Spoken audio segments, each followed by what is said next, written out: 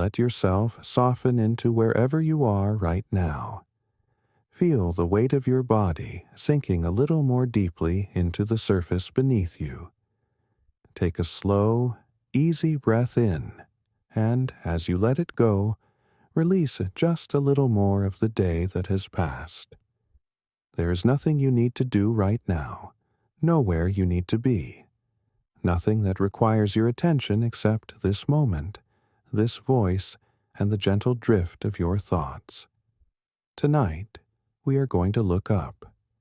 We are going to let our minds float upward past the ceiling, past the clouds, past the thin blue edge of the sky, until we find ourselves gazing at something that has watched over every human who has ever lived, every child who has ever been born, every fire that has ever been lit on a dark hillside.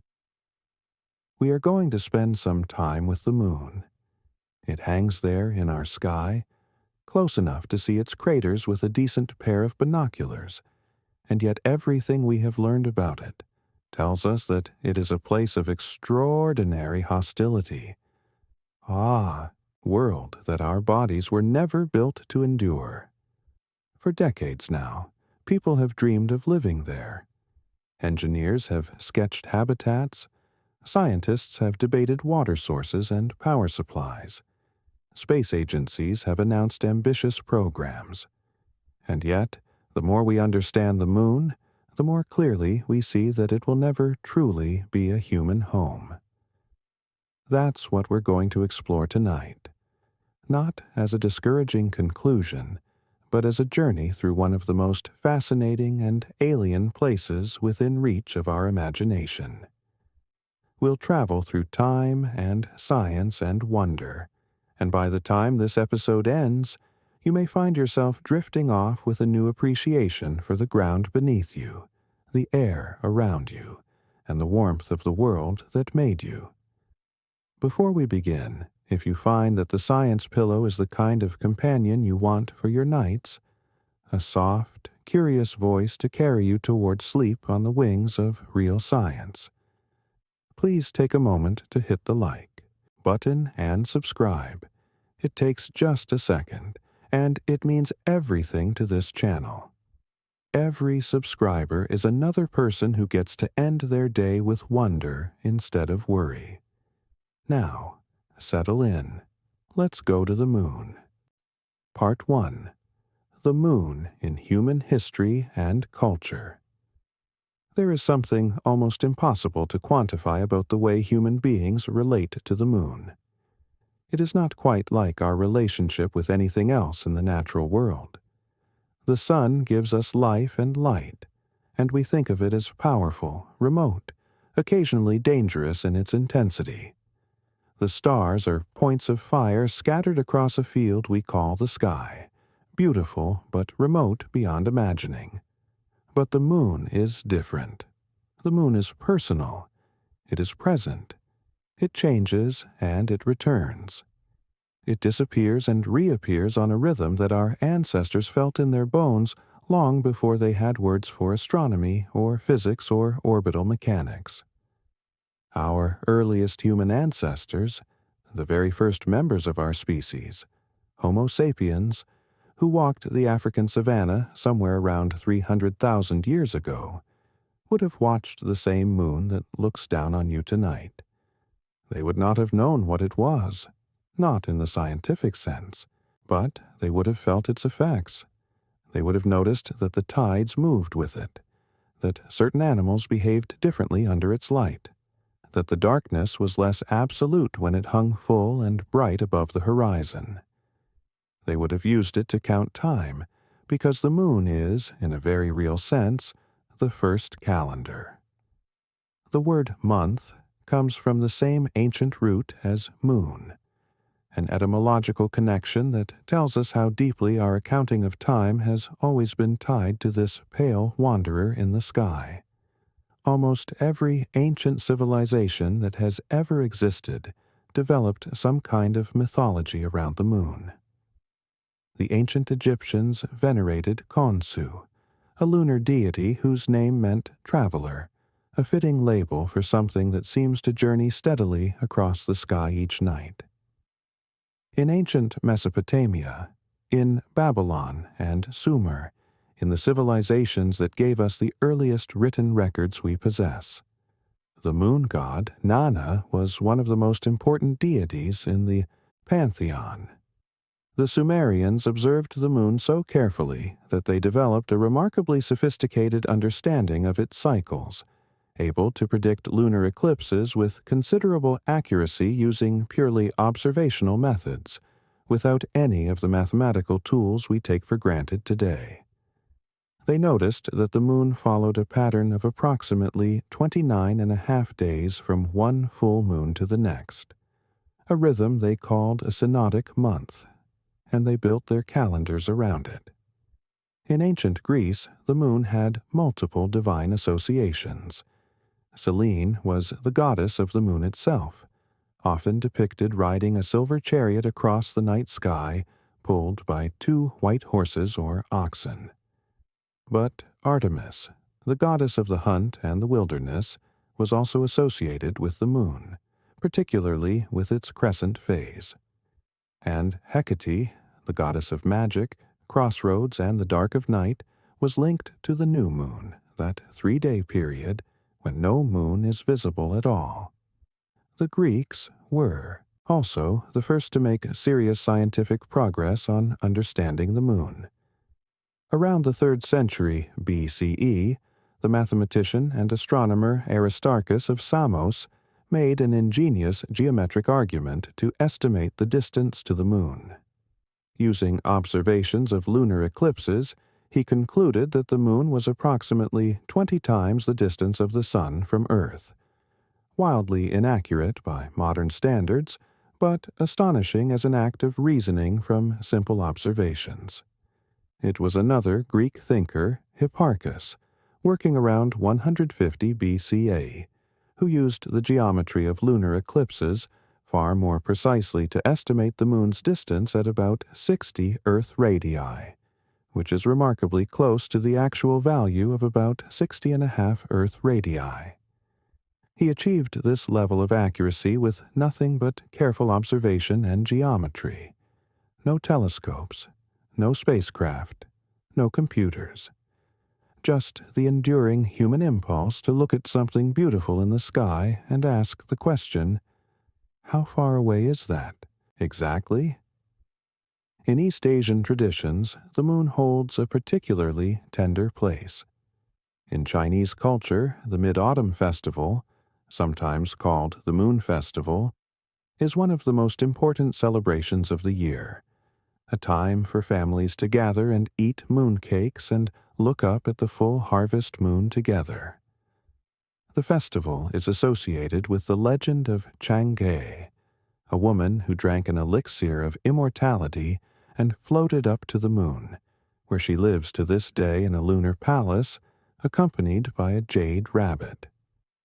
The same jade rabbit, the moon rabbit, appears in Japanese folklore as well, and if you look at the full moon and use your imagination, you can see in the pattern of dark and light a figure that some cultures interpret as a rabbit pounding rice cakes. This is, of course, the pattern of lunar Maria, the ancient volcanic basaltic plains that give the moon its two-toned appearance. In cultures from the Pacific Islands to the Americas, from sub-Saharan Africa to the high Arctic, the moon appears in myths and stories and spiritual practices. The Lakota people of the North American plains recognized the moon as a powerful force connected to feminine energy and the rhythms of life. Many indigenous Australian groups tracked the moon carefully as part of complex astronomical traditions that are among the oldest continuous scientific observations in human history, some extending back tens of thousands of years. The moon's phases served as a practical calendar for planting and harvesting, for fishing and hunting, for spiritual ceremonies and social gatherings. Then came the telescope. In 1609, Galileo Galilei turned his improved version of the recently invented instrument toward the moon and saw something that changed everything. He saw mountains. He saw craters. He saw shadows that lengthened and shortened as the moon's angle to the sun changed, exactly the way shadows on Earth lengthen toward evening. He recorded what he saw in detailed drawings that were published in a little book called Sidereus Nuncius, the Starry Messenger, and the world has never been quite the same since. For the first time, the moon was revealed as a physical place, a world, not a smooth, luminous disk in the sky, but a complicated, textured surface with geography of its own. In the centuries that followed, astronomers mapped the moon in increasing detail. They named its features, the craters after famous scientists and philosophers, the dark plains after atmospheric conditions, Mare Tranquillitatis, the Sea of Tranquility, Mare Imbrium, the Sea of Rains, Oceanus Procellarum, the Ocean of Storms, even though they knew by then that there were no actual seas. They measured its distance with increasing precision. They determined its size, a diameter of 3,474 kilometers, a little over a quarter of Earth's diameter. They estimated its mass, and from that, its gravitational pull at the surface, just 1/6 of Earth's gravity. And they began, gradually, to piece together a picture of what kind of world it actually was. A cold world, a dry world, an airless world, a world of violent extremes and profound silence. By the 20th century, the moon had become not just a subject of scientific study, but a destination. The first robotic spacecraft to reach the moon was the Soviet probe Luna 2 in September 1959, which crash-landed on the lunar surface and became the first human-made object to touch another world. Luna 9, in February 1966, achieved the first successful soft landing, sending back the first photographs taken from the lunar surface. The images showed a bleak, pockmarked landscape of gray rock and dust, with a sky that was absolutely black. No atmosphere, no scattered light, just the raw darkness of space visible even in the middle of the lunar day. It was beautiful in its way, and deeply, strikingly alien. Then came July 20th, 1969, and the moment that more than 500 million people watched on television screens around the world. Neil Armstrong descended the ladder of the Apollo 11 lunar module Eagle, placed his boot on the surface of the moon, and spoke words that have echoed through every decade since.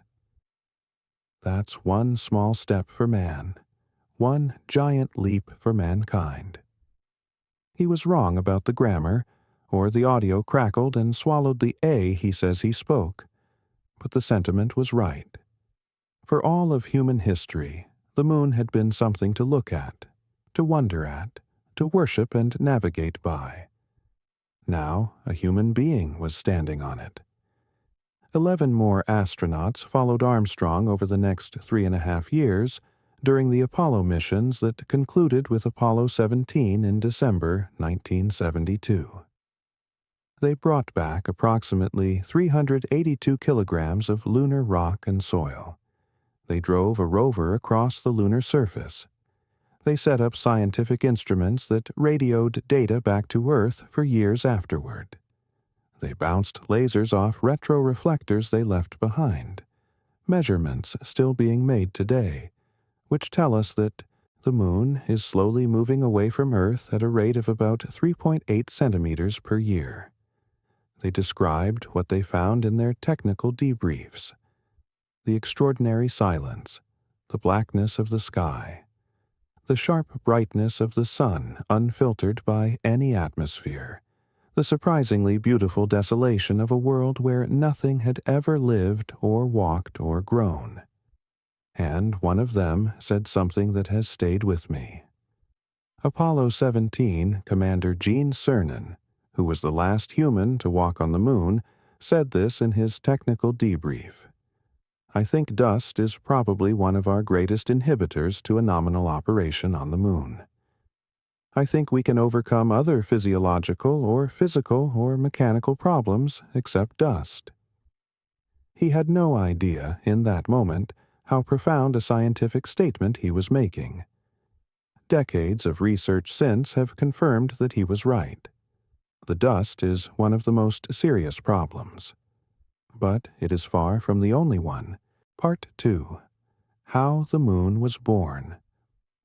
To understand why the moon is the way it is, and why it is so fundamentally hostile to human life, we need to go back. Not just decades or centuries, but billions of years. The moon's character was forged in the first moments of the solar system's existence, and the circumstances of its birth left it with a set of properties that make it, for all its beauty and proximity, one of the most dangerous environments within reach of a spacecraft. The most widely accepted scientific explanation for the moon's formation is called the giant impact hypothesis, and it is, even by the dramatic standards of planetary science, a spectacular story. Picture the early solar system, approximately 4.5 billion years ago. The sun has just ignited, and around it swirls a disk of gas, dust, and debris, the leftover raw material from which the solar system is being assembled. Gravity is at work everywhere, pulling particles together, building rocks from dust, building planetesimals from rocks, building protoplanets from planetesimals. It is a chaotic, violent environment. Collisions are constant. The young planets are being bombarded continuously. The young Earth, not yet the blue, water-covered world we know, but a much more primitive, partially molten version of it, is sharing its region of the solar system with another body. This body is called Theia, after the Greek Titaness, who was the mother of Selene, the goddess of the moon. The name was chosen deliberately, because what Theia did would create our moon. Theia was approximately the size of Mars, somewhat smaller than Earth, but still a substantial world, perhaps a third to half of Earth's current mass. It had been orbiting the Sun in a region of the solar system near Earth, probably at one of the gravitational equilibrium points called Lagrange points, where the competing gravitational pulls of the Sun and Earth balanced each other out. But gravitational equilibria in the early solar system were not stable. Small perturbations accumulated. Theia's orbit drifted, and approximately 4.5 billion years ago, the exact timing is still being refined by isotope geochemists who measure the decay of radioactive elements in ancient rocks. Theia struck the young Earth. The collision was not quite head-on. Modern simulations suggest it was a somewhat glancing blow, at an angle of roughly 45 degrees, at a speed somewhere between 8 and 20 kilometers per second. Even at the lower end of that range, that is more than 28,000 kilometers per hour. The results were catastrophic in a way that almost defies description. Both worlds were essentially obliterated as distinct objects. Enormous quantities of rock were vaporized instantly, not melted, not fragmented, but converted directly into vapor. The collision generated temperatures of tens of thousands of degrees Celsius. The outer layers of both Theia and the young Earth were blasted into space, joining in a cloud of superheated plasma and rock vapor that surrounded the surviving remnant of Earth in a vast, glowing disk. The metallic cores of both bodies, iron-rich, dense, sank together and merged into what would become Earth's core. The lighter, silicate-rich materials from both worlds' mantles made up most of what went into orbit. What happened next unfolded over a timescale that ranges from surprisingly short to geologically lengthy, depending on which aspect you're looking at. Some of the ejected material was moving fast enough to escape Earth's gravity entirely and was lost to space. But much of it stayed in orbit, and within a period that computer simulations suggest could have been as short as a few months to perhaps a few hundred years, this material clumped together under the influence of gravity to form the Moon. The Moon, in its first moments of existence, was an entirely molten body, a globe of magma, glowing dull red in the darkness of the early solar system. This early stage of the Moon's existence, which geologists call the lunar magma ocean, lasted for tens of millions of years. As the magma slowly cooled, it underwent a process of differentiation. The denser minerals sank toward the interior, while lighter minerals floated to the surface, forming a crust. This floating crust is mostly made of a pale mineral called anorthosite, and it is the stuff that makes the lunar highlands, the pale, heavily cratered regions that cover much of the Moon's surface. The darker regions, the lunar maria or seas, came later, when volcanic activity melted rock in the lunar interior and allowed lava to flow out through cracks in the crust, flooding the floors of ancient impact basins. This volcanic period of the Moon's history lasted until somewhere between 1.2 and 4.2 billion years ago, and then it stopped. The Moon's interior cooled enough that it became geologically inert. The Apollo rock samples have confirmed this timeline with remarkable precision. The youngest lunar samples we have are around 1 billion years old. The oldest are close to 4.5 billion years old, nearly as old as the solar system itself. There is nothing geologically recent on the Moon, no young rocks that have been freshly cycled through volcanic processes, no mountain ranges thrown up by tectonic activity, no river sediments or ocean floor rocks or metamorphic rocks produced by the heat and pressure of geological processes.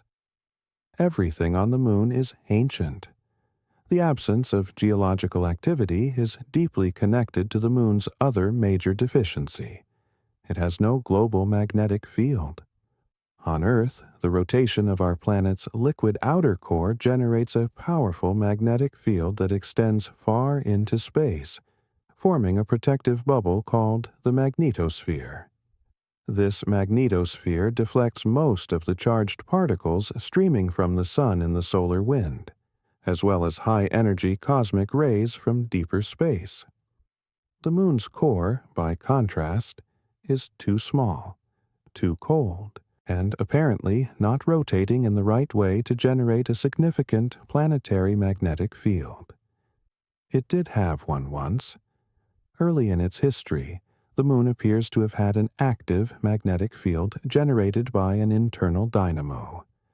But that field died out billions of years ago. Today, the Moon's magnetic field is thousands of times weaker than Earth's. For practical purposes, the lunar surface is magnetically unshielded.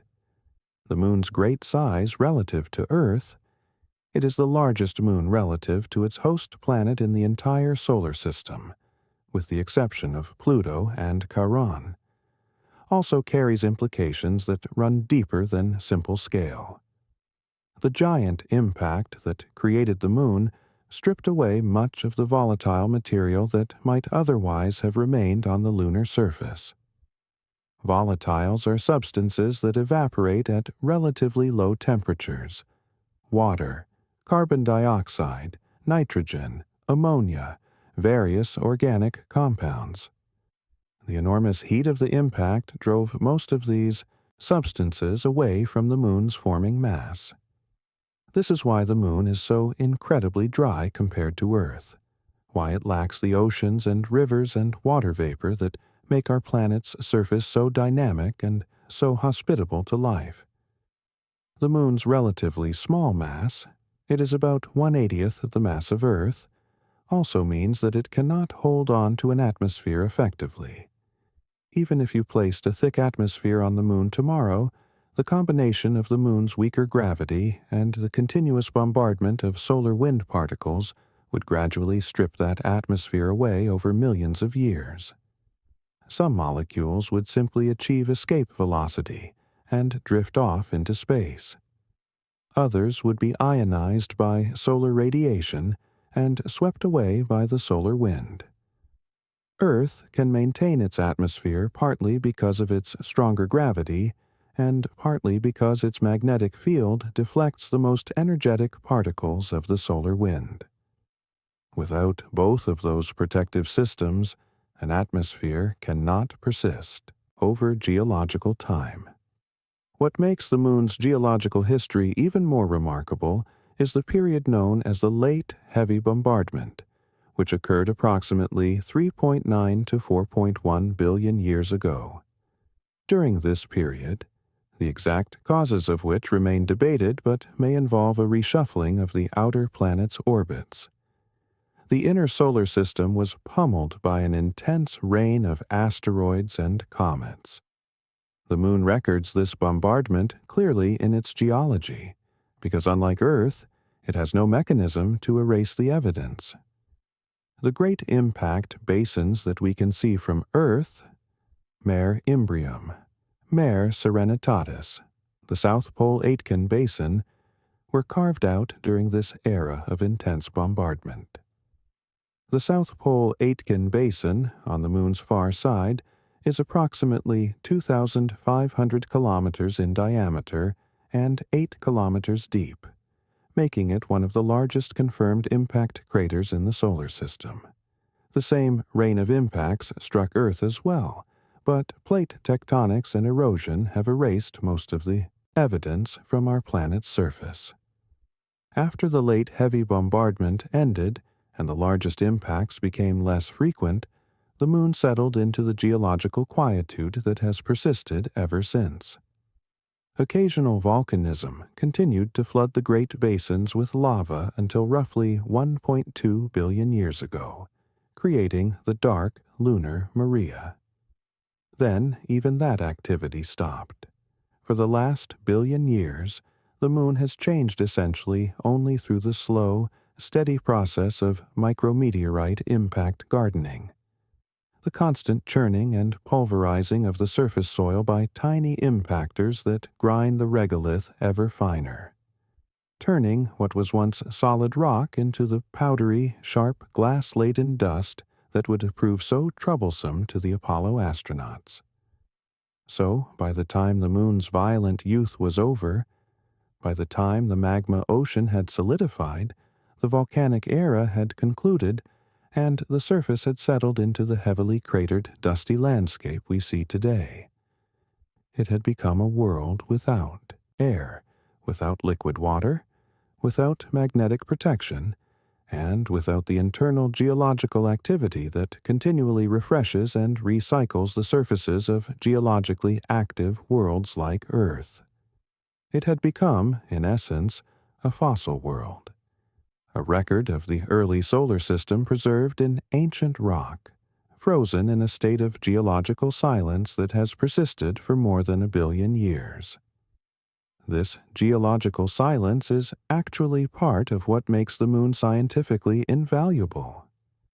Earth's surface is constantly being renewed by plate tectonics, volcanism, erosion, and the biological activity of living things.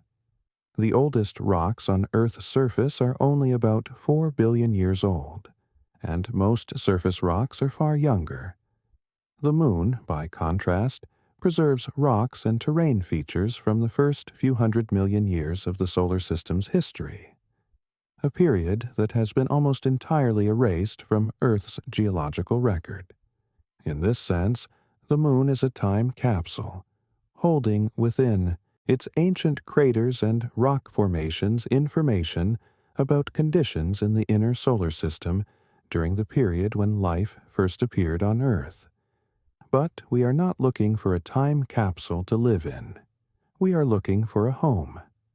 And the moon's ancient, geologically silent character comes as a package deal with all of the properties that make it so hostile to the kind of creatures who evolved under the blue sky of a volcanically active, atmosphere-wrapped, magnetically shielded, water-soaked world. Part 3.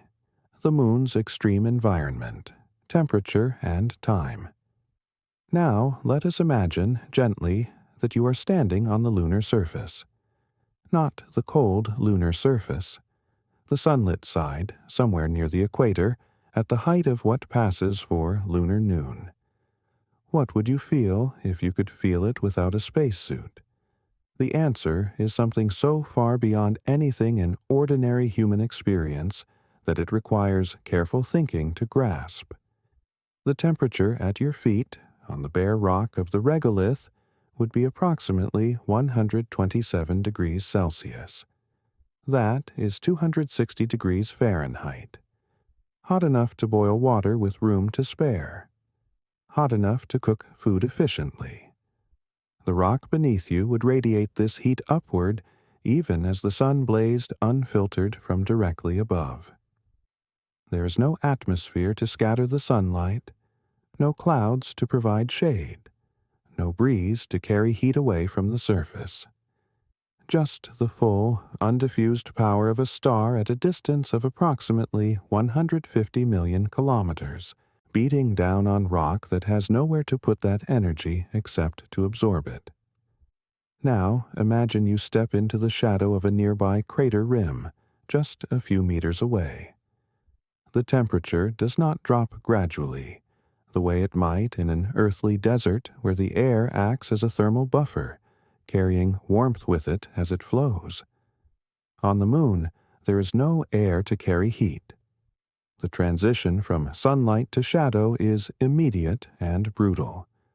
Within that shadow, the surface temperature drops to levels that can reach as low as negative 173 degrees Celsius. That is negative 280 degrees Fahrenheit. Lower than the temperature of dry ice. Cold enough that most metals become brittle. Cold enough that the lubricants in machinery seize up. Cold enough that biological tissue would freeze in moments. This is the fundamental thermal challenge of the moon. Not just that it gets hot, and not just that it gets cold, but that both happen simultaneously, separated by nothing more than a shadow's edge. The contrast between sunlit and shadowed regions on the lunar surface can be as extreme as 300 degrees Celsius across a distance of a few centimeters. Designing anything to survive in that environment, and certainly to keep human beings comfortable in it, requires engineering solutions of profound complexity. But the temperature extremes get even more dramatic when you consider the lunar day-night cycle, because the moon's rotation is so different from Earth's that the very words day and night take on new meanings. The moon rotates on its axis once every 27.3 Earth days. Because it is also orbiting Earth during this time, the result, from the perspective of someone standing on the lunar surface, is that a full day-night cycle, from sunrise to the following sunrise, takes approximately 29.5 Earth days. This means that from the moment the sun rises above the lunar horizon to the moment it sets again is approximately 14 Earth days, and the following night lasts another 14 Earth days. Think about what this means in practical terms. For 2 weeks, the sun moves slowly across the sky, never setting, relentlessly pouring radiation onto the surface and driving the temperature up to those scorching peaks. Then the sun sets, and for the next 2 weeks, there is no sunlight at all. The temperature plummets, and not just to the minus 173 degrees Celsius that happens in the shadow of a crater wall. At the lunar poles, in permanently shadowed craters that have not seen sunlight in billions of years. NASA's Diviner instrument on the Lunar Reconnaissance Orbiter has measured temperatures as low as minus 248 degrees Celsius, just 25 degrees above absolute zero. These polar craters are among the coldest places in the solar system, colder even than the surface of Pluto. For any system designed to keep human beings alive, for life support, heating, cooling, power generation. This cycle creates extraordinary engineering challenges. Solar panels can generate electricity during the lunar day, but they produce nothing for 2 weeks during the lunar night. Batteries capable of storing enough energy to keep a habitat warm and powered through 2 weeks of darkness would be enormous, heavy, and expensive to transport from Earth. Nuclear power systems, radioisotope thermoelectric generators of the kind used on NASA's long-duration robotic spacecraft, or small fission reactors, have been studied as alternatives, but these come with their own challenges. Mass, launch complexity, regulatory hurdles, and the practical difficulty of assembling and operating them on the lunar surface. The thermal cycling itself, the repeated expansion and contraction of materials as they swing through hundreds of degrees across each lunar day, is deeply damaging to equipment. Metals expand when hot and contract when cold. Materials with different coefficients of thermal expansion stress each other at their joints and interfaces. Seals and gaskets that work perfectly at room temperature may leak or crack after dozens of cycles through the full lunar thermal range. Every piece of hardware sent to the moon must be designed to survive not just a single day's heating and a single night's cooling, but years of these cycles if it is to support any kind of extended human presence. The polar regions of the moon offer some relief from the harshest aspects of this cycle.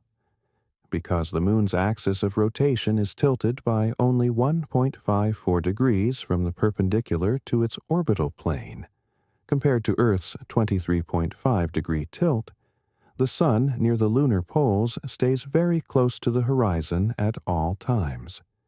This means that the peaks of crater rims near the poles can receive sunlight for a very high percentage of the time.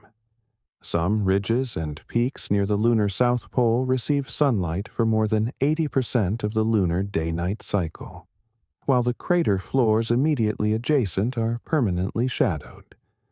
This combination, near continuous sunlight for solar power on, the crater rims, and cold, dark, permanently shadowed interiors that could harbor water ice, is one of the primary reasons that both NASA and other space agencies have focused their attention on the lunar poles for future human exploration. But even the polar regions are not temperate in any sense we would recognize. The temperatures are more stable than at the equator, but more stable in this context means oscillating between roughly minus 50 and minus 70 degrees Celsius, rather than swinging from plus 127 to minus 173. That is still bitterly, dangerously cold, requiring heavily insulated habitats and spacesuits and consuming significant energy simply to maintain livable temperatures inside any enclosed space. And all of this happens under a sky that is black. Not the dark blue of night on Earth, not the gray of an overcast day, but an absolute, unrelieved black, even when the sun is fully visible and blazing in the sky. Because there is no atmosphere to scatter sunlight, the lunar sky is always black. The stars are always visible. The sun appears without a corona, just a piercing, blindingly bright disk in the middle of a black sky. Looking at it unfiltered, even briefly, would cause permanent eye damage. The contrast between the blindingly bright surface and the black sky is extreme enough to create serious visual challenges for astronauts, who found during the Apollo missions that photographing the lunar landscape required careful exposure management, and that moving from sunlit areas into shadows could leave them effectively blind for a critical moment of adjustment. The absence of atmosphere also means the absence of sound. On the Moon, there is no air to carry sound waves. Explosions are silent. Footsteps produce vibrations that travel through the regolith, but no sound through the air because there is no air. The only sounds an astronaut hears are the sounds transmitted through their suit. The life support system humming, communications crackling through the radio, their own heartbeat, their own breathing. The silence of the lunar surface is total and absolute. Some astronauts found it deeply unsettling. Others found it strangely peaceful. But it is a reminder, always, that you are in an environment where the ordinary laws of earthly existence have been suspended. And without an atmosphere, there is no protection from what falls from space. Earth's atmosphere serves as an incinerator for the vast majority of the rocks, pebbles, and dust particles that the solar system sends our way. The famous shooting stars we see on clear nights are not stars at all. They are tiny fragments of rock and metal, most no larger than a grain of sand, burning up in the upper atmosphere at altitudes of 80 to 120 kilometers. None of these reach the ground. Even larger objects, centimeters or even meters across, are significantly slowed and ablated by the atmosphere before they arrive. On the Moon, there is no such protection. Every particle that approaches the Moon's surface arrives at full orbital velocity, typically between 20 and 70 kilometers per second. A particle the size of a sand grain, hitting at 20 kilometers per second, carries enough kinetic energy to punch a tiny crater in whatever it strikes. Over billions of years, this continuous micrometeorite bombardment has been the primary force grinding the lunar surface into the fine, powdery regolith that covers everything. For humans living on the Moon, the micrometeorite threat is real but statistically manageable. The probability of a lethal impact on any given human on any given day is small, though not zero. The greater concern is the cumulative effect on structures. Habitats, suits, and equipment exposed to the lunar surface will gradually accumulate micrometeorite damage. Seals will be abraded. Transparent materials will become pitted and opaque. Solar panels will lose efficiency. Managing this erosion over the years or decades of an extended lunar presence would require continuous maintenance and periodic replacement of exposed components. Part 4. The Invisible Threat. Radiation on the Moon. If the temperature extremes and micrometeorite bombardment represent challenges we could at least partially engineer around, the radiation environment on the Moon represents a threat that cuts deeper, because it is a threat to biology at its most fundamental level. The DNA inside every cell of the human body. Stand on the surface of the Earth, and you benefit from a series of protective systems so effective that you essentially never think about radiation from space. The Earth's magnetic field deflects most of the charged particles streaming outward from the Sun in the solar wind. The field also creates a series of radiation belts, the Van Allen belts, that trap and contain high-energy particles from beyond Earth, preventing them from reaching the surface. And even for the particles that do make it through, the thick column of atmosphere above you, equivalent to about 10 meters of water in terms of its radiation-blocking effectiveness, absorbs a large fraction of what arrives. The result is that the average person on Earth's surface receives a radiation dose from natural background sources of about 2.4 millisieverts per year. A millisievert is the unit we use to measure biologically relevant radiation doses, accounting for both the amount of energy deposited in tissue and the biological effectiveness of different types of radiation. Of that 2.4 millisieverts, only about 0.3 millisieverts comes from cosmic radiation. The rest comes from the Earth itself, from naturally radioactive minerals in rocks and soil. Now, go to the Moon, and those protective systems are gone. There is no global magnetic field to deflect charged particles. There is no atmosphere to absorb them. The full intensity of the space radiation environment falls directly on the lunar surface. Measurements made by China's Chang'e for lander in 2019. The first direct measurements of radiation levels on the lunar surface found an average dose rate of approximately 1,369 microsieverts per day. That is 1.369 millisieverts per day, or roughly 500 millisieverts per year. Consider that number for a moment. The average annual dose on Earth is 2.4 millisieverts. On the Moon, that dose arrives in about 2 days. The lunar surface radiation level is approximately 200 times higher than on Earth's surface. The study's lead scientist, Robert Wimmer Schweingruber of Christian Albrechts University in Germany, put it this way. The radiation levels on the Moon are about 200 times higher than on the surface of the Earth, and 5 to 10 times higher than on a transatlantic flight. And because astronauts would be exposed for far longer than either an earthly resident or a transatlantic passenger, the cumulative dose quickly becomes a serious concern. This radiation arrives from 3 main sources.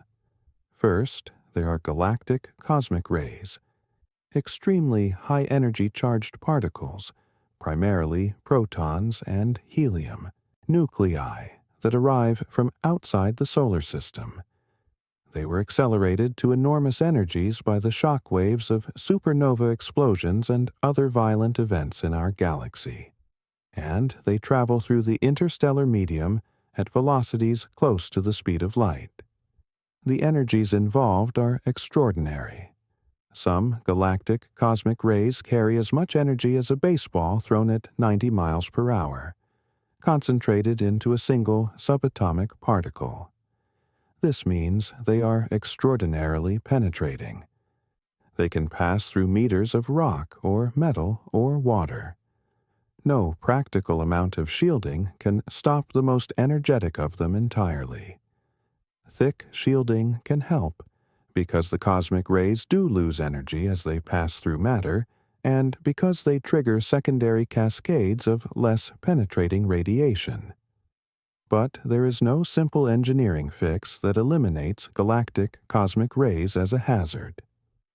The biological effects of long-term exposure to galactic cosmic rays are not fully understood, because no human beings have ever experienced extended exposure to them.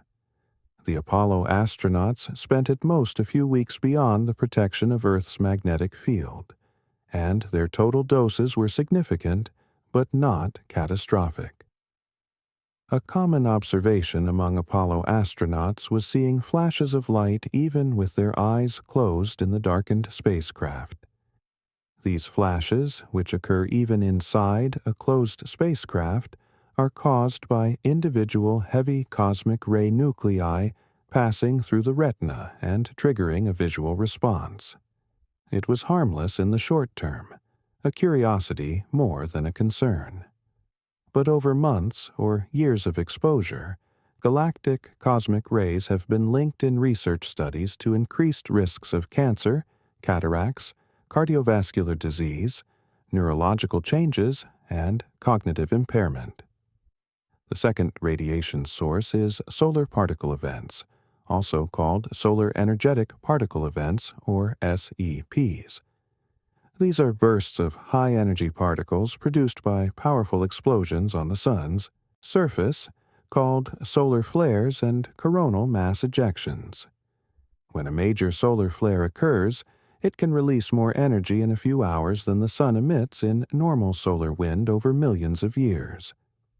The energetic particles produced by these events, primarily protons but also helium nuclei and heavier particles, can reach Earth and the Moon within minutes to hours of the flare.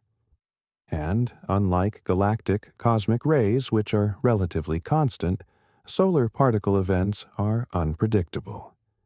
They occur without warning, and a major event can deliver a life-threatening radiation dose to an unprotected person on the lunar surface within an hour. Analysis of historical solar particle events suggests that the most extreme events, sometimes called worst-case scenario events, could deliver doses of 1 sievert or more to an unprotected person on the lunar surface.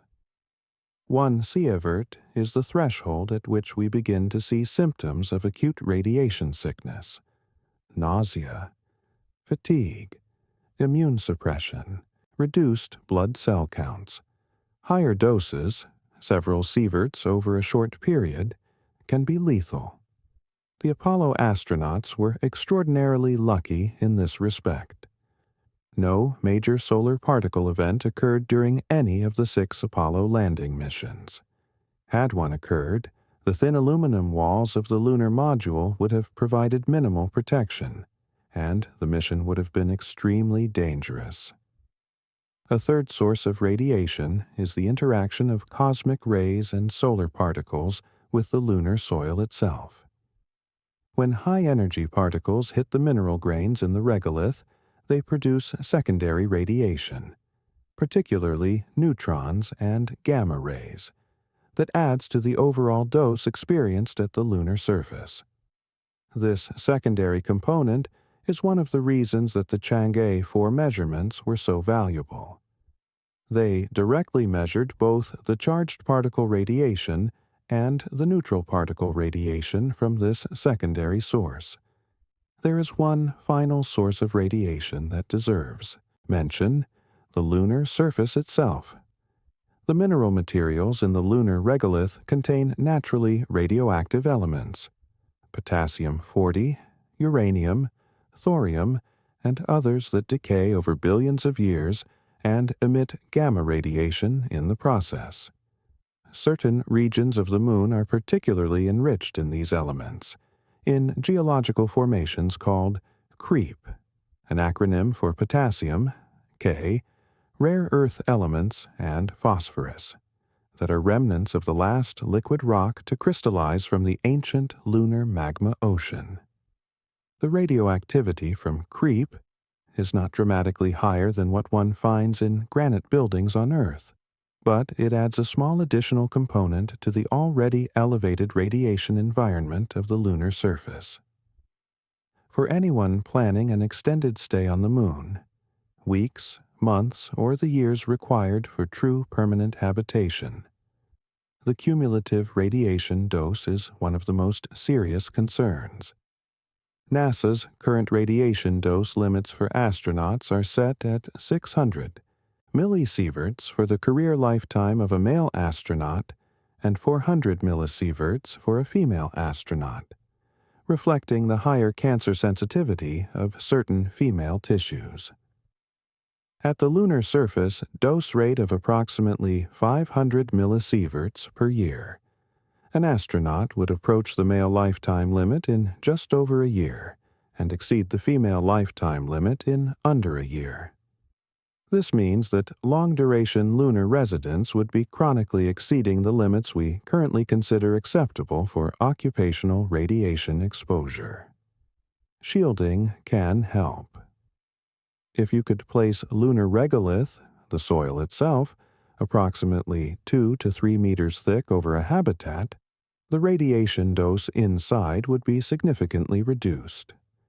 Some researchers have suggested that lava tubes, long tunnel-like caves formed by ancient lunar volcanism that might extend deep beneath the surface, could serve as natural radiation shelters, providing several meters of rock overhead without requiring any construction effort. These lava tube habitats have attracted considerable scientific and engineering interest. But even beneath several meters of regolith, some galactic cosmic rays would still penetrate. The shielding would not eliminate the risk, it would reduce it. The question of how much risk is acceptable for a research station versus a permanent settlement, for a temporary outpost versus a multi-generational community, is as much a philosophical and ethical question as a scientific one. Part 5. The dust that could kill you. Of all the hazards on the moon, the one that surprises most people is the dust. We do not usually think of dust as dangerous. On Earth, dust is a nuisance, something that settles on furniture and makes us sneeze, something we wipe away with a damp cloth. But lunar dust, the finest fraction of the material called lunar regolith that covers the entire surface of the moon, is a hazard of a different order entirely. The reason comes down to geology, or rather the lack of it. On Earth, dust particles are produced by the physical breakdown of rocks through mechanical weathering, freeze-thaw cycles, river erosion, wind abrasion, and through chemical weathering, where water and oxygen chemically alter the mineral structure of rocks.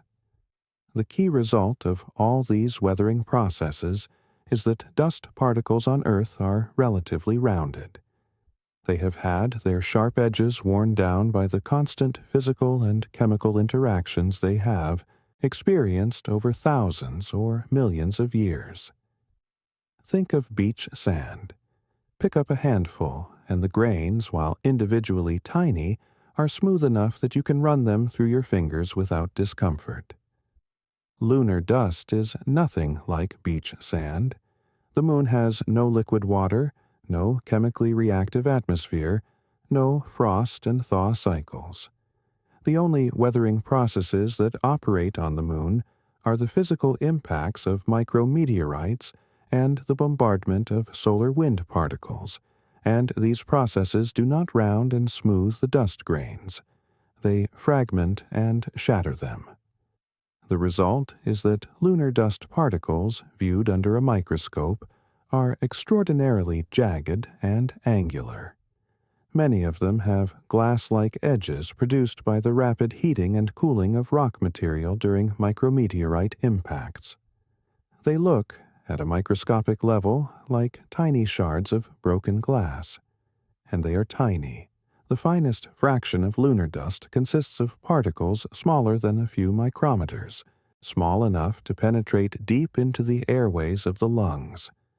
The first astronauts to experience lunar dust in a practical sense were the crew of Apollo 11. When Neil Armstrong and Buzz Aldrin returned to the lunar module after their moonwalk, they brought lunar dust in with them, clinging to their suits, their equipment, and inevitably becoming airborne inside the module once they removed their helmets. Within the cramped interior of the Eagle, they experienced the lunar surface smell for the first time. Because in vacuum, you cannot smell anything. But once the dust was inside the pressurized cabin, it released volatile compounds that had been trapped on the surface of the grains by billions of years of solar wind bombardment. Armstrong described it as smelling like gunpowder. Other astronauts on later missions used similar descriptions, like spent gunpowder or like wet ash. More significant than the smell were the physical effects. Astronaut Harrison Schmitt, the only professional geologist to walk on the moon during Apollo 17, experienced what he described as lunar hay fever. Nasal congestion, sneezing, watering eyes, and a sore throat that he attributed to the lunar dust he had inhaled in the spacecraft after his moonwalk. Schmitt was known to have no allergies on Earth, But the lunar dust triggered a significant immune response. Other Apollo astronauts reported similar symptoms, though generally milder. These were short-duration exposures, hours of being near lunar dust inside a small cabin. For a long-duration lunar resident, the dust exposure would be constant and far more intensive. Every time an astronaut goes outside and comes back in, dust comes with them. It clings to suits through electrostatic attraction. The lunar surface is electrostatically charged by the solar wind and solar radiation, which causes dust grains to carry electrical charges that make them stick tenaciously to fabrics, plastics, metals, and the membranes of the respiratory system with equal enthusiasm. Gene Cernan was not exaggerating when he identified dust as the most significant operational problem on the Moon. Apollo 17 astronaut Jack Schmitt spent more time on the lunar surface than any other Apollo astronaut, and the dust effects on his suit, equipment, and eventually his respiratory tract were among the most extensively documented. Research in the decades since Apollo has investigated the toxicological properties of lunar dust with increasing sophistication. Studies have found that lunar dust simulants, materials designed to mimic the physical and chemical properties of actual lunar regolith, are toxic to lung and nerve cells in laboratory tests. When cell cultures from human lungs or mouse neurons are exposed to lunar simulants, they show significant cell death and DNA damage. The damage appears to involve multiple mechanisms. The physically sharp particles cause mechanical damage to cell membranes, while the surface chemistry of the freshly fractured grains generates reactive oxygen species, free radicals, that cause oxidative damage to cellular components including DNA. The specific long-term health risks of chronic lunar dust exposure remain incompletely characterized because no human being has ever lived in proximity to lunar dust for extended periods. We can make educated guesses based on analogies with other types of harmful dust. Workers exposed to silica dust in mining and construction develop silicosis, a progressive, irreversible scarring of the lung tissue. Workers exposed to volcanic ash have developed various respiratory conditions. Workers in environments with very fine respirable particles have shown elevated rates of lung disease in general. The precise risk from lunar dust is probably in this family of concerns, though scientists continue to debate the severity. What we know with confidence is this: the dust is practically inescapable on the lunar surface, and any attempt to keep it out of a habitat or off a person is going to require engineering solutions that are currently beyond what we have implemented. Airlocks will need to be equipped with sophisticated dust removal systems. Suits will need to be designed so that the dusty outer layer can be removed without bringing dust inside. Ventilation systems inside habitats will need high-efficiency filtration to catch the finest particles. The lunar environment essentially requires a regime of dust management that goes far beyond anything we deal with on Earth. And there is an additional complexity. Lunar dust is not static. On Earth, when you put something down in a dusty environment, the dust settles. But on the Moon, the electrostatic charging of the surface means that dust particles are sometimes actually levitated above the surface, lifted by electrostatic forces and floating at heights of centimeters to meters before settling back down. This levitated dust was observed by Apollo astronauts orbiting above the surface, and it means that dust is not just a ground-level problem. It can infiltrate equipment and habitats even through gaps that would stop ordinary settled particles. The electrostatic charging of lunar dust creates practical problems that cascade through every aspect of surface operations. The dust clings to helmet visors, reducing visibility.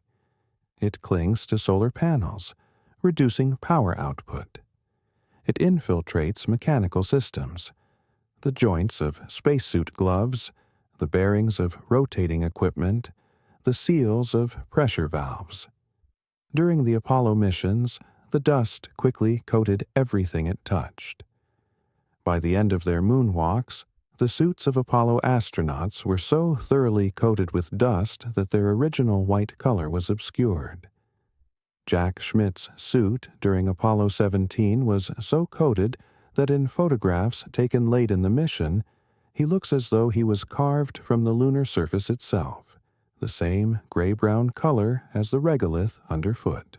Apollo 17. Commander Gene Cernan described the grit getting into the suit's wrist joints during extended moonwalks, causing abrasion that was noticeable even through the thick glove material. The dust found its way into every crevice, every gap, every material interface. It was impossible to prevent, and only partially possible to clean away afterward. Even the brushing and vacuuming procedures that later Apollo crews used to try to clean their suits before re-entering the module could not remove the finest particles, which had electrostatically bonded to the suit fabric at a microscopic level. The bottom line on lunar dust is stark. It is a pervasive, persistent, biologically reactive hazard that cannot be avoided, cannot be completely mitigated with current technology, and would pose continuous health risks to anyone living on the lunar surface over the long term. Part 6. The Body That Would Betray You. Gravity and Human Physiology. Imagine that you have somehow solved all of the problems described so far. Imagine that your habitat has excellent radiation shielding, perfect dust filtration, and sophisticated thermal management. Imagine that you are comfortable, warm, well-fed, and safe from micrometeorites and solar flares. There is still one problem you cannot solve with engineering alone, because it is written into the most fundamental architecture of your body. You were designed by hundreds of millions of years of evolution to live in a specific gravitational field. The force of Earth's gravity, approximately 9.81 meters per second squared, which we often round to 10 meters per second squared, has been the constant backdrop against which every biological system in your body evolved. Your skeleton is built to bear a certain weight. Your muscles are sized to move that skeleton against that weight. Your heart and blood vessels are calibrated to pump blood upward against that gravitational pull. Your lymphatic system, your vestibular system, your bone metabolism, your cardiovascular regulation, every system in your body operates on the assumption that Earth's gravity is always there, always pulling down at about 9.81 meters per second squared. On the Moon, the gravitational acceleration at the surface is approximately 1.62 meters per second squared, about 1/6 of Earth's value. You would weigh 1/6 as much. If you currently weigh 80 kilograms on Earth, you would weigh about 13 kilograms on the Moon. You could jump 6 times higher from the same muscular effort. The Apollo astronauts, even in their bulky spacesuits, could bound across the surface with a bounding, almost ballet-like gait, each step carrying them higher and farther than would be possible in Earth's gravity. It looks fun in the footage. It looks liberating. But what happens to your body over months and years in this reduced gravity is not fun at all. We have substantial evidence from astronauts on the International Space Station who live in microgravity, essentially zero gravity, for stays of up to a year or more. Their experience gives us our best data on what happens to human physiology when gravity is removed or reduced. the news is not encouraging. Bone loss is perhaps the most well-documented effect. On Earth, your bones are under constant mechanical stress from your own weight and from the forces generated by muscle activity. Bone is a living tissue, constantly being remodeled, broken down by cells called osteoclasts and rebuilt by cells called osteoblasts. The rate of remodeling is influenced by mechanical loading. When bones are under regular stress, osteoblasts are more active, keeping bone density high. When mechanical stress is removed, osteoclasts continue their work, but osteoblast activity drops. The result is a net loss of bone mass. Astronauts in microgravity on the ISS lose approximately 1 to 2% of their bone density per month in weight-bearing bones. The femur, the tibia, the lumbar spine. Over a 6-month ISS mission, an astronaut might lose 10 to 12% of their bone density in these critical structural bones. Some of that bone loss is recovered after return to Earth, but some studies have found evidence of permanent structural changes, thin cortical bone that does not fully recover. On the Moon, with 1/6 of Earth's gravity, the mechanical loading on bones would be 1/6 of what it is on Earth. This is better than the zero loading of microgravity, but research suggests it is not better enough.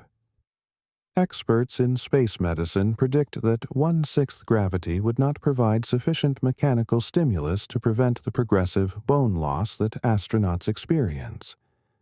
You would still lose bone, just perhaps at a somewhat slower rate than in microgravity. Over months, the cumulative bone loss would still be significant.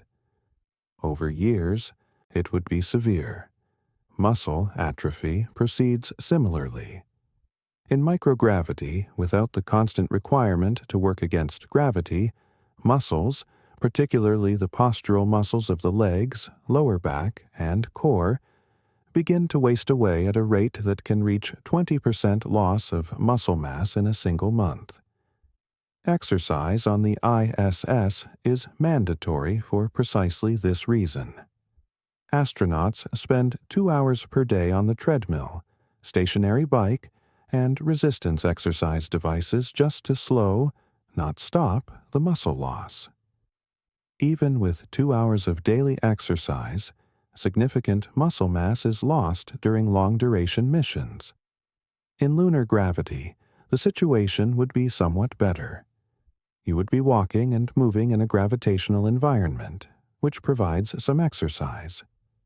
But the gravity is weak enough that experts expect significant muscle atrophy to continue even with an active lifestyle. The cardiovascular system adapts to reduced gravity in ways that are also problematic. On Earth, your heart works constantly against gravity, pushing blood upward to your head and brain. In reduced gravity, this effort is reduced, and the heart adapts by becoming somewhat smaller and weaker. The blood also redistributes toward the upper body, because there is less gravitational pull drawing it toward the legs. This fluid shift causes the face to puff up, a characteristic look that astronauts call being puffy-faced, nasal congestion, and, more seriously, changes in intracranial pressure that can affect vision. Many astronauts experience significant visual deterioration during long-duration missions, a condition called spaceflight-associated neuroocular syndrome. The brain pushes forward slightly within the skull, the optic nerve becomes swollen, and the shape of the eyeball can change, causing refractive errors. These changes can be persistent. Some astronauts have reported permanent visual changes after long-duration spaceflight. The immune system is also affected by reduced gravity in ways that are not yet fully understood but are concerning. Studies have found that certain immune cells function less effectively in microgravity. There is evidence that herpes viruses, which remain latent in the bodies of most adults, can reactivate during spaceflight, a sign that immune surveillance is compromised. The risk of infection and the potential severity of infections that do occur may be elevated in a low-gravity environment. Recent research has provided some intriguing nuance. A study using mice on the ISS that were housed in a centrifuge set to produce lunar equivalent gravity, 1/6 of Earth's, found that while muscle mass was partially preserved compared to microgravity, the types of muscle fibers present changed in ways that could affect performance and endurance. Lunar gravity appears to be enough to maintain gross muscle mass in some tissues, but not enough to maintain all the physiological properties that muscle needs to function optimally. There is also the question of what happens to children born on the Moon if we were to imagine truly permanent settlement. Human children's bodies are still developing, and bone growth, muscle development, and cardiovascular development all depend on gravitational loading as cues. What would a child look like who grew up in 1/6 gravity?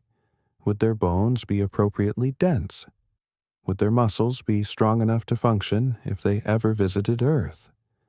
Would their hearts and vascular systems be calibrated to 1/6 G, making them unable to tolerate the crushing heaviness of a return to Earth? We genuinely do not know the answers to these questions, and we may not know them without conducting experiments that raise profound ethical questions. The body, ultimately, is not an adaptable machine in the way we might like to imagine. It is an evolved biological system, exquisitely calibrated to the world in which it evolved. Take it to a world with different gravity, and it will try to adapt. But the adaptation may compromise it in ways that accumulate slowly and are difficult to reverse. The Moon's 1/6 gravity is not enough like Earth's to be safe, and not different enough from Earth's to trigger the full compensatory responses that deep space environments demand. Part 7. The Psychological Frontier: Loneliness in the Void. We have talked about the physical challenges of the Moon, the radiation, the dust, the temperature, the gravity. But human beings are not just biological machines. We are social animals, creatures of relationship and connection and community. And the Moon, even with all its physical hostility addressed, would impose a psychological burden that deserves its own serious consideration. In 2020, two space architects named Sebastian Aristoteles and Carl Johan Sørensen spent 61 days inside an airtight, portable habitat in northern Greenland as part of a project called lunar, the first Arctic simulation of a moon analog habitat. They had no internet access. They could send short text messages, up to 160 characters, to their team in Copenhagen each day. But that was their only contact with the outside world. The temperatures outside reached minus 30 degrees Celsius. They spent a month in complete polar darkness. Researchers from the University of Surrey and the University of Milano Bicocca monitored their psychological states throughout the mission. The results were revealing. Both men reported that their desire for social contact increased significantly over time. The longer they were isolated, the more acutely they felt the absence of other people. This is a well-established finding in isolation psychology. Prolonged social isolation does not make people indifferent to company. It makes them hunger for it more intensely.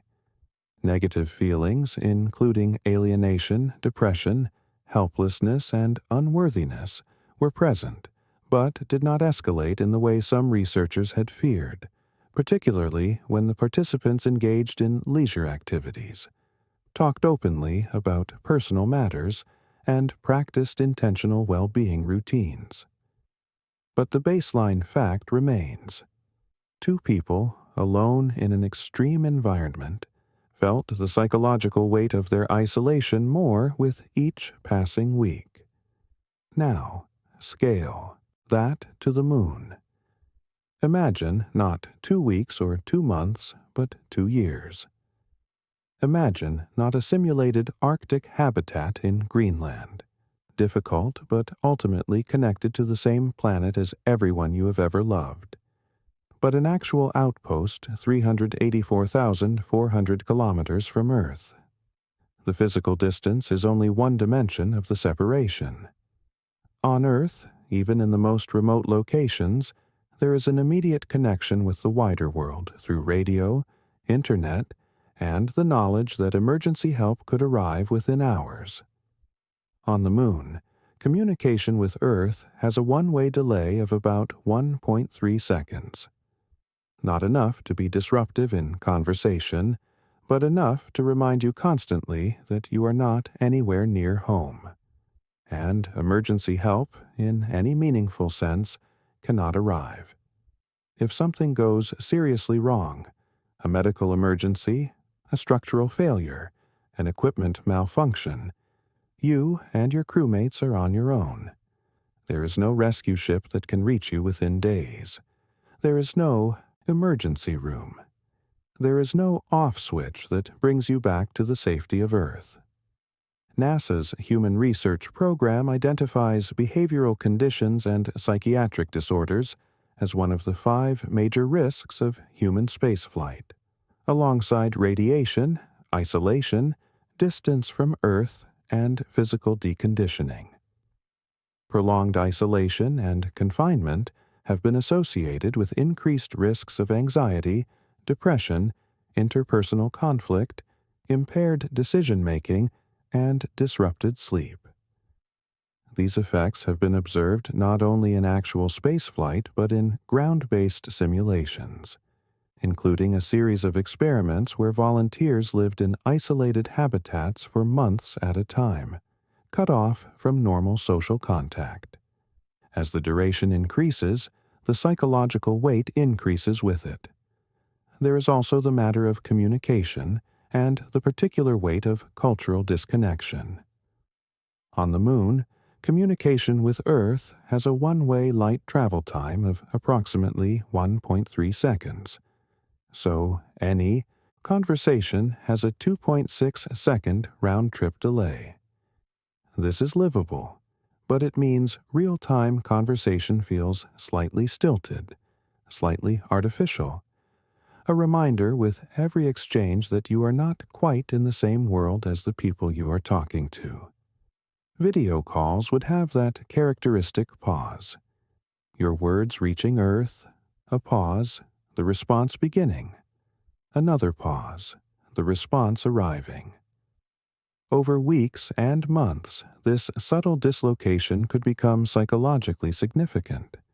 The sense of genuine, unmediated connection with other human beings, the real-time shared presence that underlies the deepest human relationships, would be subtly but persistently compromised by the laws of physics. And then there is the sky.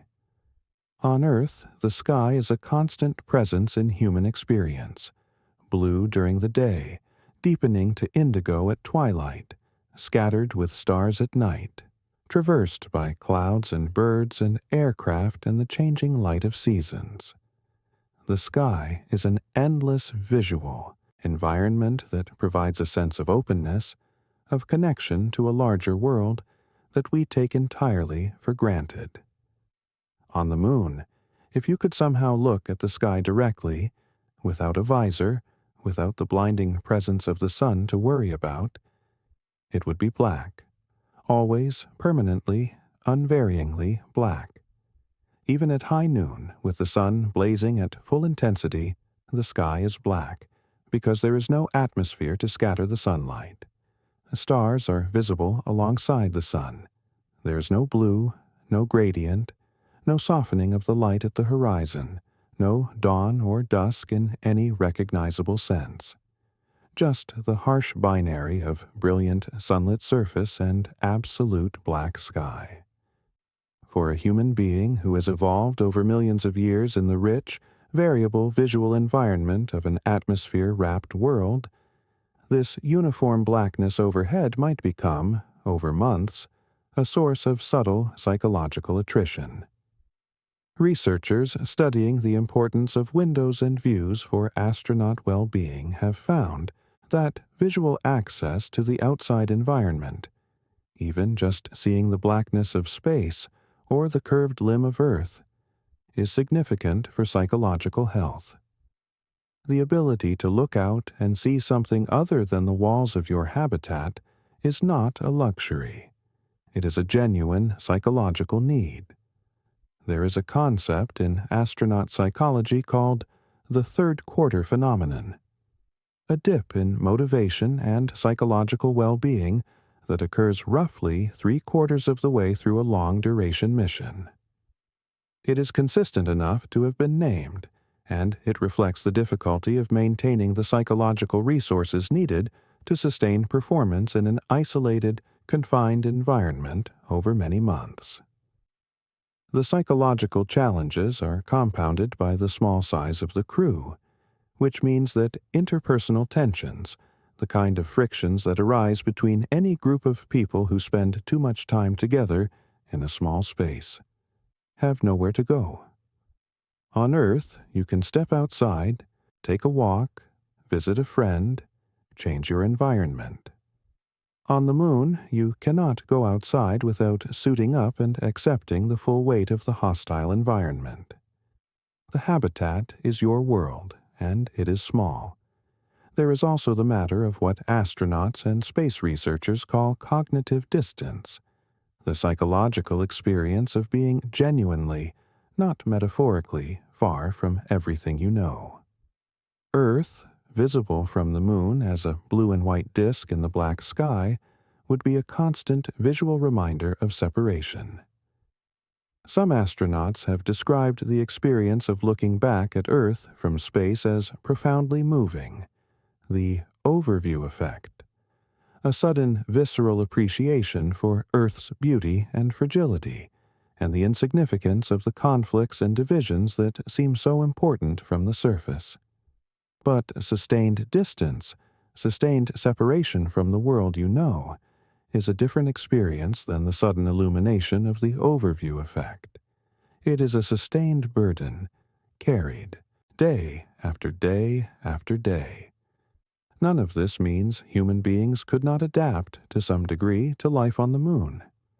Human beings are remarkable in their adaptability. People have survived and even found meaning in extreme isolations, in Antarctic winter overstations, in submarines, in extended solo ocean voyages. The human capacity for resilience is genuine and deep, but it requires the right conditions: meaningful work, a sense of community and connection, access to support, and some expectation of return. For a long-duration research station on the Moon, some of these conditions could perhaps be met. For a permanent, multi-generational settlement, the kind that would truly make the Moon a human home, the psychological architecture would need to be very carefully designed, and we have very little data to guide that design. Part 8.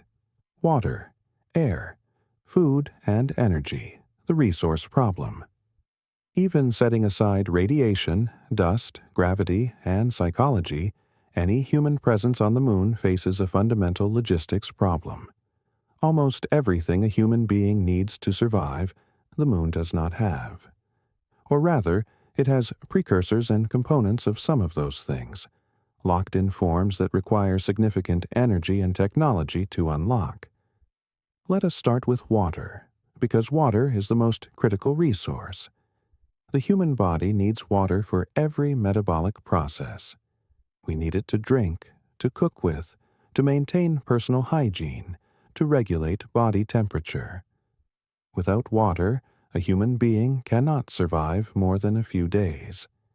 And the Moon is, in broad terms, a desert world, far drier than Earth's driest deserts, drier than almost anything we can point to in ordinary experience, but not completely without water. In 2009, NASA's Lunar Crater Observation and Sensing Satellite, El-Karas, performed one of the most unusual missions in the history of planetary science. It flew a Centaur upper stage rocket, weighing about 2.3 metric tons, directly into Cabeus crater near the Moon's south pole, creating an impact that threw approximately 350 metric tons of lunar material into a plume above the surface. Then the El-Karas spacecraft itself flew through the debris cloud, collecting data with its instruments, before it, too, impacted the surface and generated a second, smaller plume. What the instruments detected in that first plume was unambiguous: water ice. The analysis that followed the mission confirmed that the soil in Cabeus crater contains about 5.6% water by mass in some places, not uniformly, but in pockets within the permanently shadowed floor of the crater. Subsequent missions have refined our picture of lunar water. The Lunar Reconnaissance Orbiter has mapped hydrogen concentrations across the lunar surface, and the highest concentrations are indeed near the poles in permanently shadowed regions. In 2020, NASA's SOFIA telescope, a modified Boeing 747 carrying an infrared telescope, detected water molecules in Clavius crater, a large crater in the southern hemisphere that is not permanently shadowed. This was significant because it suggested that water might exist across a wider range of the lunar surface than just the polar cold traps, perhaps stored in glass beads formed by micrometeorite impacts or in mineral structures within the regolith. Researchers now estimate that approximately 20% of the material in some permanently shadowed polar regions is water ice. That sounds promising, but the context is important. 20% of the material in some permanently shadowed regions does not mean that there are underground lakes or thick sheets of ice waiting to be tapped. The ice is mixed in with the regolith, probably in relatively small concentrations, averaged over the full volume of these dark craters, with higher concentrations in certain locations. Extracting it would require heating the regolith to drive off the water as vapor, then condensing and collecting that vapor, a process that requires significant energy and sophisticated equipment. And the permanently shadowed regions, while cold enough to preserve water ice over billions of years, present their own engineering challenges. They are cold. Extremely cold, as we have discussed, sometimes within a few dozen degrees of absolute zero. Sending robotic equipment into a permanently shadowed crater to mine water ice means operating hardware at temperatures that most commercial components simply cannot tolerate. Specialized cryogenic equipment is required, and it is expensive, heavy, and difficult to maintain. Then there is the question of oxygen. Human beings need to breathe, and the atmosphere inside any lunar habitat must contain oxygen at a partial pressure sufficient to sustain respiration. The Moon does not have atmospheric oxygen. It has a trace, exosphere, but the oxygen content is negligible and the pressure is essentially zero. Oxygen would need to be produced from other lunar resources. The lunar regolith contains abundant oxygen, chemically bound in mineral oxides, silicon dioxide, iron oxide, aluminum oxide, and others. Processes for extracting this oxygen by electrochemical reduction of the minerals have been developed and tested, and they are feasible in principle.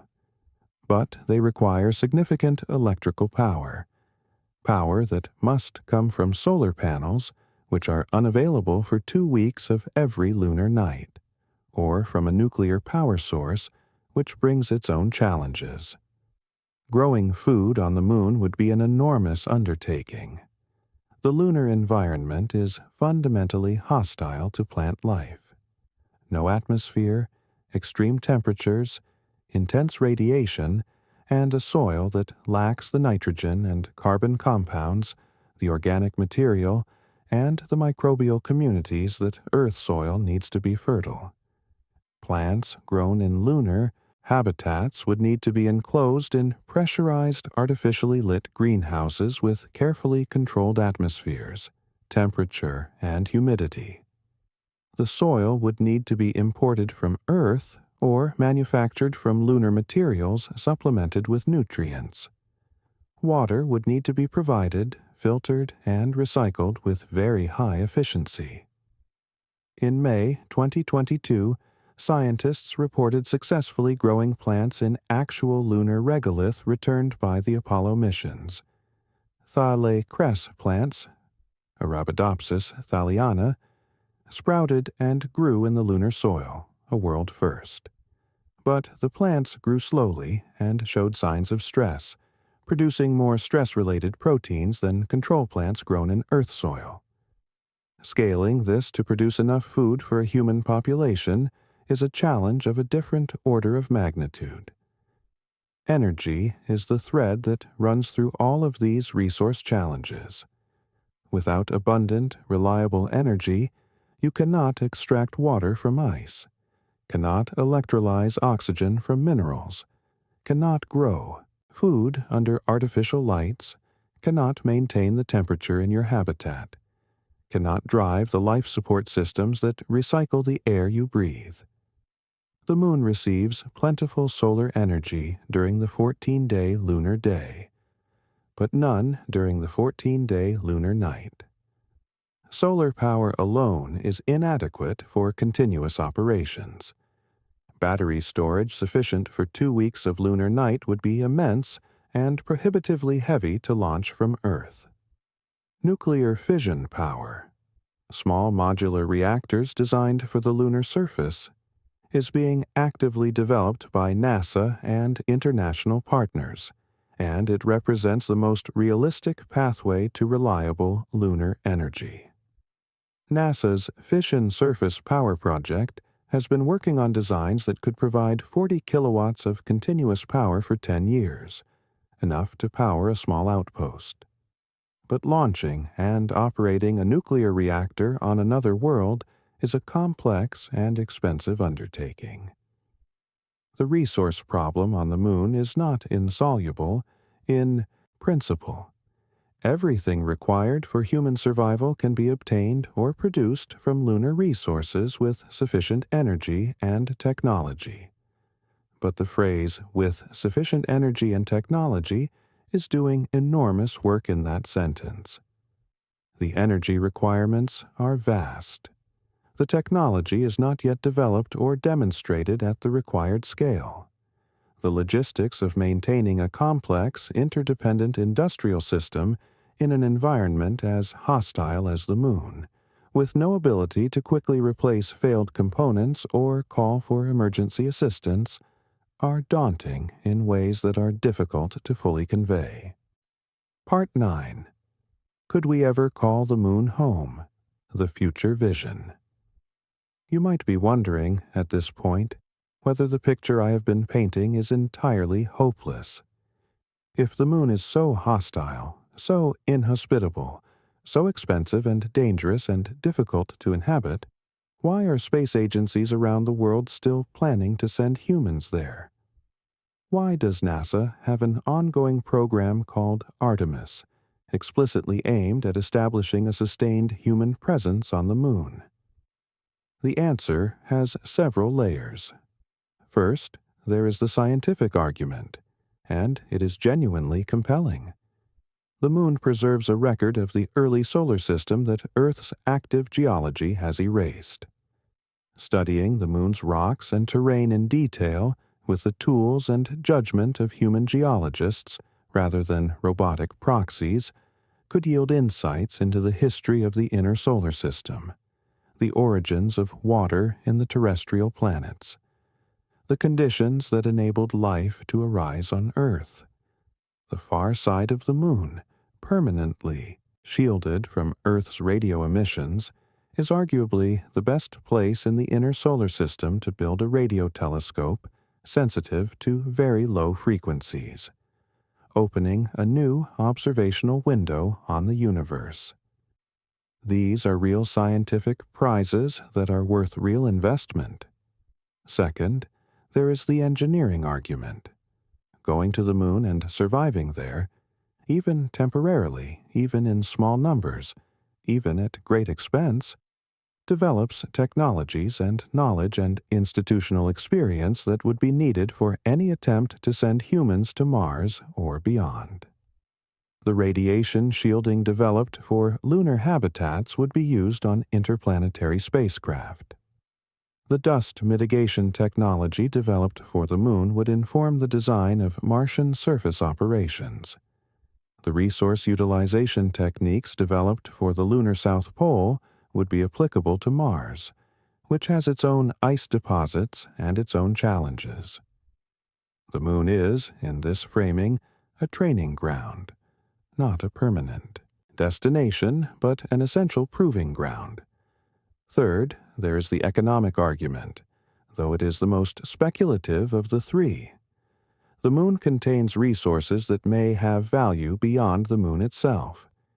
Helium-3, a rare isotope present in the lunar regolith in concentrations far higher than on Earth, because it has been deposited there by the solar wind over billions of years, is a potential fuel for certain types of advanced nuclear fusion reactors, if those reactors can ever be built. The water ice at the lunar poles could be used to produce hydrogen and oxygen, not just for life support, but for rocket propellant, enabling the moon to serve as a refueling depot for spacecraft heading deeper into the solar system.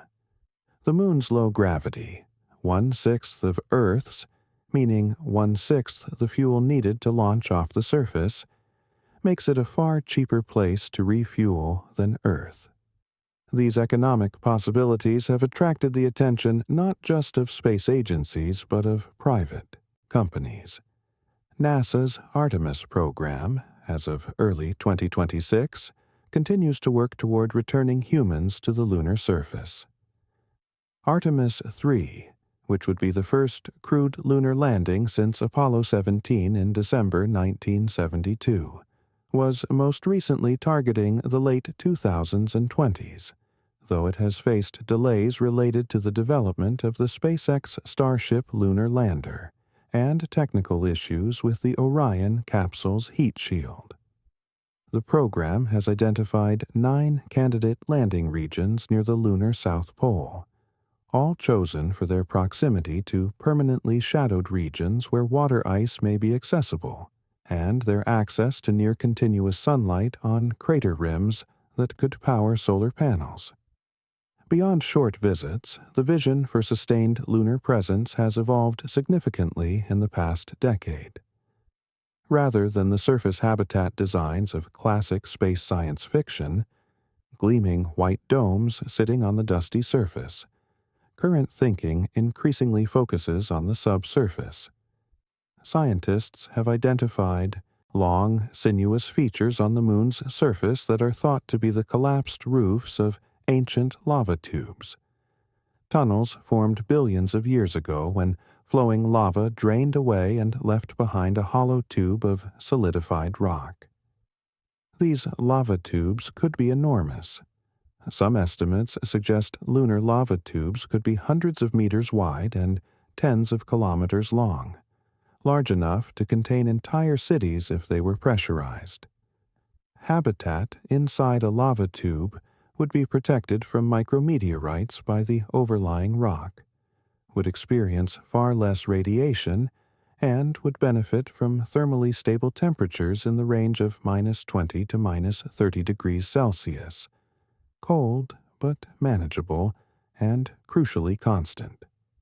Robotic missions to investigate potential lava tube entrances, called pits, and dozens of which have already been identified in images from the Lunar Reconnaissance Orbiter, are being planned. The Japan Aerospace Exploration Agency JAXA has shown particular interest in this research. If large, accessible lava tubes exist near the lunar poles, they could represent a fundamental change in the practicality of long-duration lunar habitation.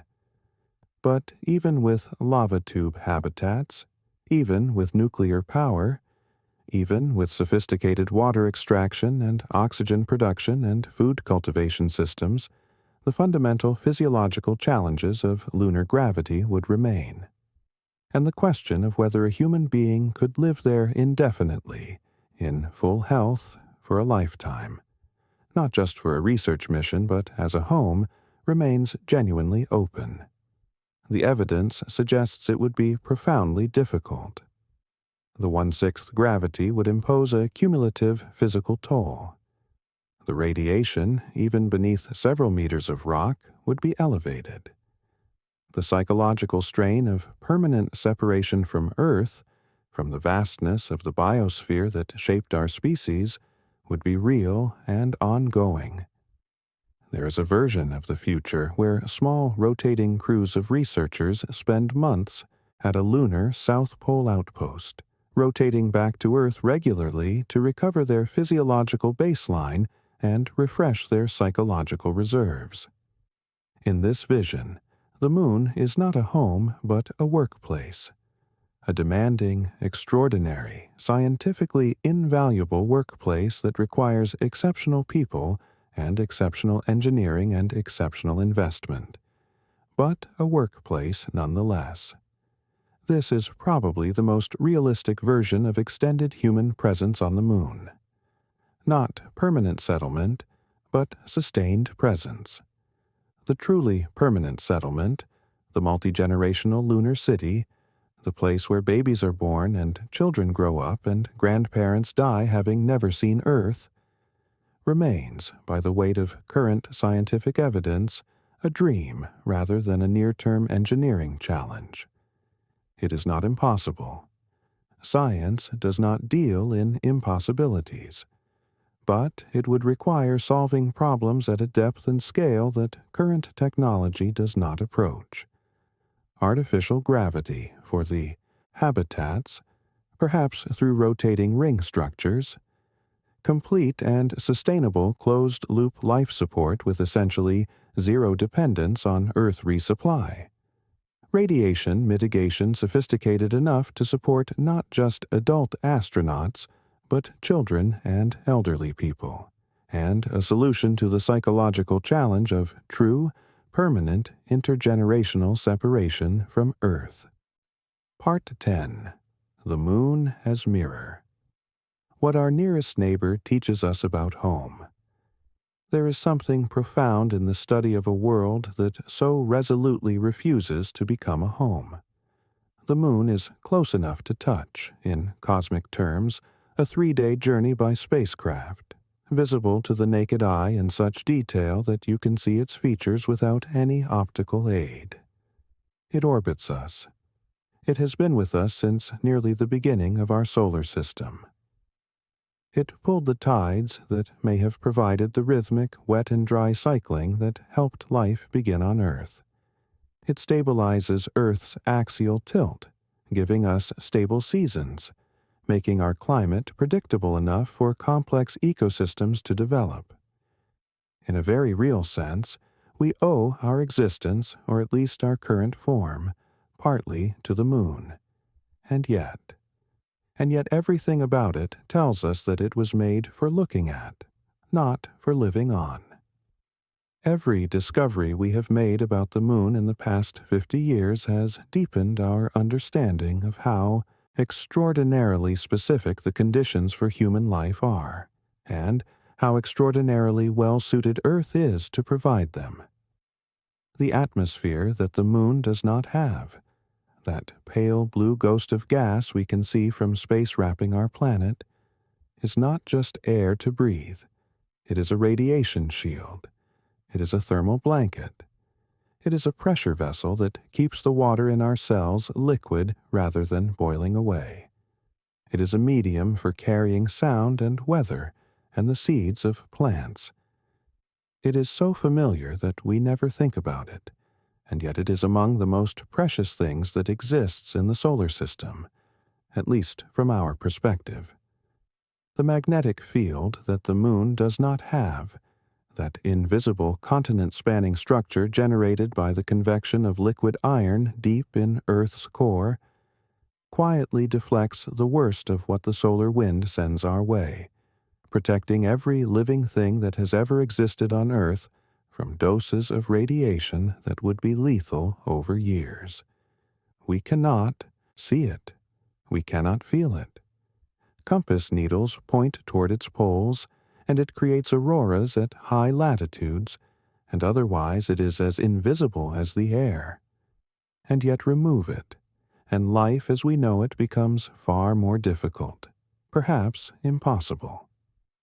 The liquid water that the moon does not have, in its rivers and lakes and oceans and the water vapor in its clouds, is the universal solvent of biology, the medium in which the chemistry of life takes place.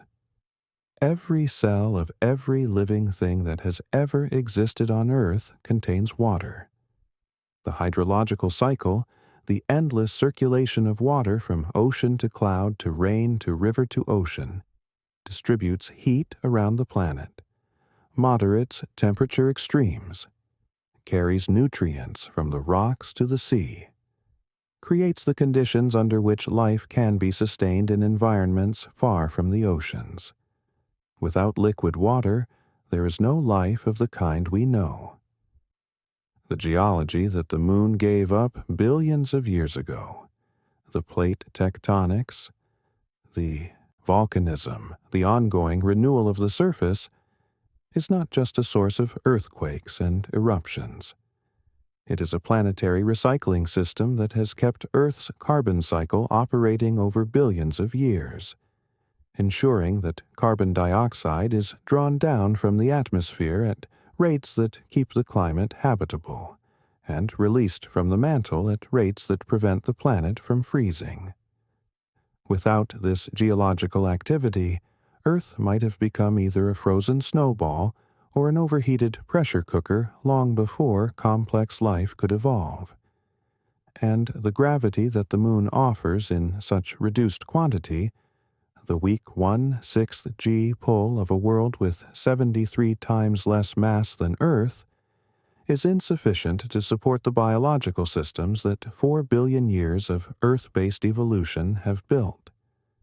Our bones, our muscles, our hearts, our nervous systems, our immune systems, all of these are expressions of life under Earth's particular gravity, and they deteriorate steadily when that gravity is removed.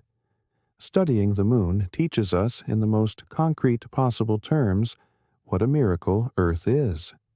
Not a miracle in any supernatural sense, but a miracle of specificity, a world that happened through the contingency of planetary formation to end up with the right combination of mass, composition, distance from the sun, rotational dynamics, and geological activity to sustain the thin, fragile, wildly complicated phenomenon we call life for 4 billion years.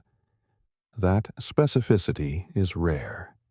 In the entire solar system, among the dozens of planets and moons we have now characterized in some detail, Earth stands alone as a place where liquid water covers significant portions of the surface, where the atmosphere has the right composition and pressure for complex organisms, where the temperature is temperate enough for those organisms to exist comfortably. Mars is too cold and too thin atmosphered. Venus is an oven at 460 degrees Celsius. Europa and Enceladus may have liquid oceans beneath their ice, but they are crushed under dozens of kilometers of ice and far from the sun. The moon is right here, the closest world to us, and it is as alien as any place in the solar system. When the last human being walked on the moon, Gene Cernan, on December 14, 1972, he climbed the ladder of the lunar module Challenger and looked back at the surface one final time. He has described that moment as deeply moving, a realization of how alone the moon is, how silent, how utterly, profoundly empty. He said, standing on that ladder, "I take man's last step from the surface, back home for some time to come, but we believe not too long into the future." He expected humans would return to the moon within decades. More than 50 years have passed. The reasons for that long absence are complex: political, economic, technological, and strategic. But there is also something about the moon that resists easy habitation. It does not invite. It does not welcome. It offers scientific treasure and engineering challenges and a view of Earth that no one who has seen it can ever forget. But it does not offer shelter. It does not offer sustenance. It does not offer the embrace of an environment tuned by billions of years of evolution to support the kind of creatures we are. The moon will continue to orbit Earth. Its gravity will continue to pull the tides. Its reflected light will continue to illuminate the nights of every creature on Earth. It will continue to be the subject of myth and poetry and longing and scientific inquiry. Humans will return to it, and they will do extraordinary things there, and they will learn from it things we cannot yet imagine. But they will come home when they are done. The moon is beautiful. The moon is scientifically precious. The moon is close enough to visit. But the moon will never be home, because home is the only place in the solar system where Earth's particular, accidental, precious miracle of conditions has had 4 billion years to learn how to make us, closing. And so we return gently from the gray landscapes of our airless neighbor, back to the world that made us, back to the thick, oxygen-rich air pressing against your skin right now, carrying the ambient sounds of wherever you are, the hum of the refrigerator, the occasional creak of the building around you, perhaps the sound of the wind in trees if you are somewhere with trees, perhaps the distant murmur of a city that goes on living while you rest. All of it improbable, all of it precious. The moon will be there tomorrow night, as it has been every night that a human being has ever looked up at the sky. It will look the same as it always has: serene, pale, patient. It will not look hostile from here. It will look beautiful. And now, perhaps, its beauty will carry a little more weight, because you will know some of the secrets underneath that gentle light. You will know about the dust that clings like static electricity to everything it touches, about the radiation that falls without end from a sky that has no atmosphere to soften it, about the temperatures that swing from boiling to near absolute zero across the turn of a crater rim, about the silence that would press in on a human being for weeks at a time. And knowing all of that, you can look at the sky above your own home, the blue sky in the daytime, or the star-scattered darkness of night, with a renewed sense of wonder. The air you breathe is not just air. The water you drink is not just water. The gravity that roots you to the ground is not just an inconvenience that makes heavy things hard to lift. These are the conditions of life. These are the things that the moon does not have, and that you possess in such abundance that you have never thought to count them among your blessings. So, count them now. Breathe slowly, in and out, and feel the weight of your body against the surface beneath you. The particular, irreplaceable weight of a creature evolved for exactly this gravity in exactly this atmosphere, on exactly this world. Let your muscles relax and feel how the warmth of a thermally stable, atmospherically insulated environment surrounds you. Notice the absence of radiation alarms, of dust management protocols, of the constant hiss of life support systems. Notice how quiet and simple and safe it is, here in the place you call home. The moon is extraordinary. The universe is extraordinary. And you are extraordinarily lucky to be exactly where you are, in exactly the kind of world that could make you. If this journey through our cosmic neighborhood has carried you toward sleep, or given you something to dream about, I hope you will come back and explore more with the Science Pillow. There are so many more wonders waiting.